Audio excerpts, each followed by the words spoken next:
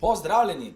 V tokratnem videu si bomo ogledali, kako lahko Excel uporabimo za reševanje optimizacijskih problemov. Pred nami so podatki o podjetju Slow Food on a Quick Boat, ki svojim strankam ponuja nadstandardno kulinarično doživetje na Ljubljanici.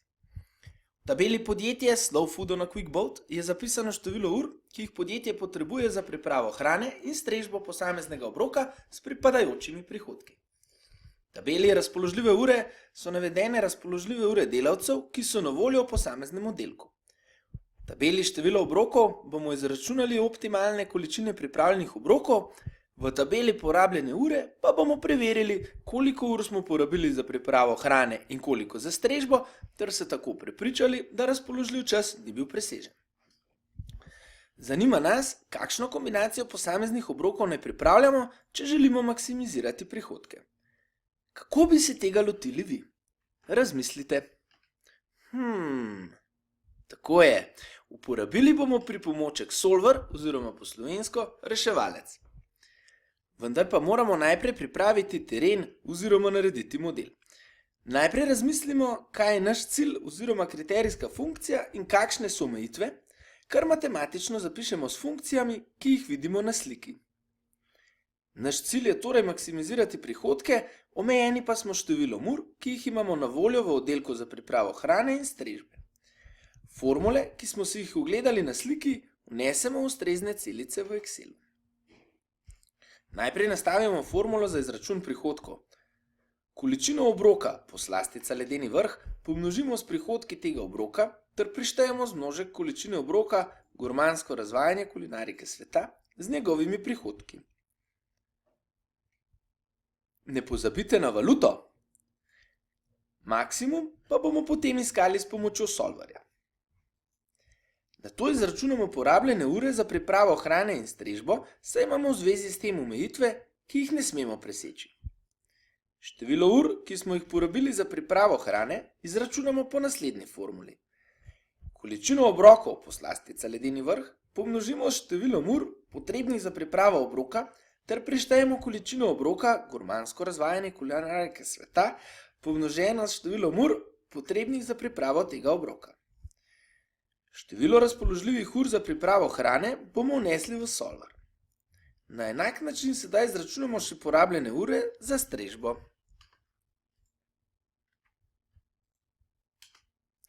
Sedaj je vse pripravljeno za uporabo pripomočka Solver, ki nam bo poiskal optimalno rešitev, torej optimalno kombinacijo obrokov, ki naj jih podjetje pripravlja, da bodo pričakovani prihodki maksimalni. Solver najdemo pod zavihkom Data na skrajno desni strani orodne vrstice. Če Solver ni prikazan, ga je potrebno dodati ročno. To storimo s klikom na File, Options, Add-ins, Manage Excel Add-ins in s klikom na gumb Go lahko obkljukamo dodatek Solver. Voilà, Solver je pripravljen, da ga uporabimo. Najprej pod Set Objective izberemo ciljno funkcijo, torej tisto, ki jo želimo optimizirati. V našem primeru izberemo celico, kjer smo nastavili formulo za izračun prihodkov, ter izberemo Max, saj želimo prihodke maksimizirati in ne, na primer, minimizirati.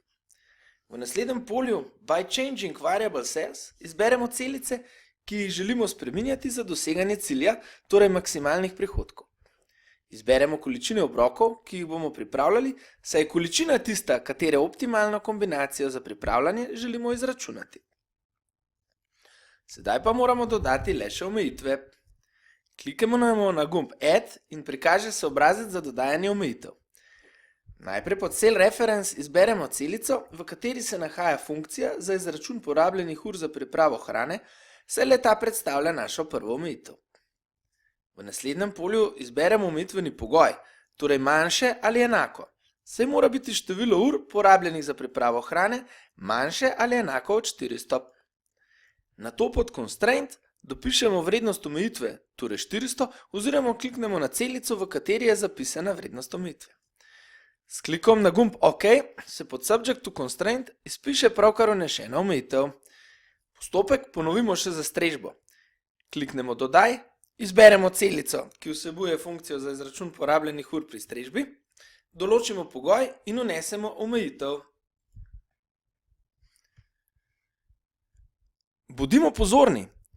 Je morda še kaj, kar moramo opredeliti? Seveda. Podjetje ne more pripravljati delnih količin obrokov. Ne more na primer pripraviti le četrtine obroka. Zato v polju Cell Reference določimo celici s količino ter izberemo INT.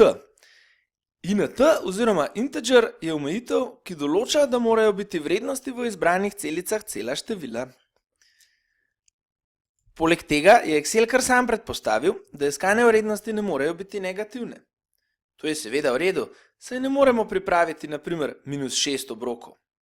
Tako, solver ima sedaj vse potrebne podatke za izračun rešitve.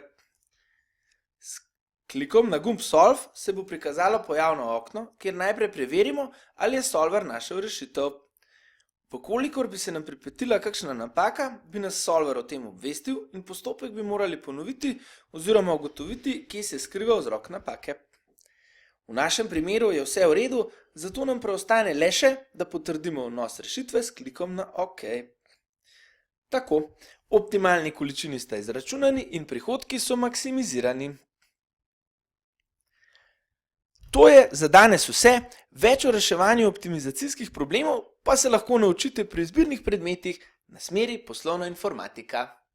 Najlepša hvala za vašo pozornost.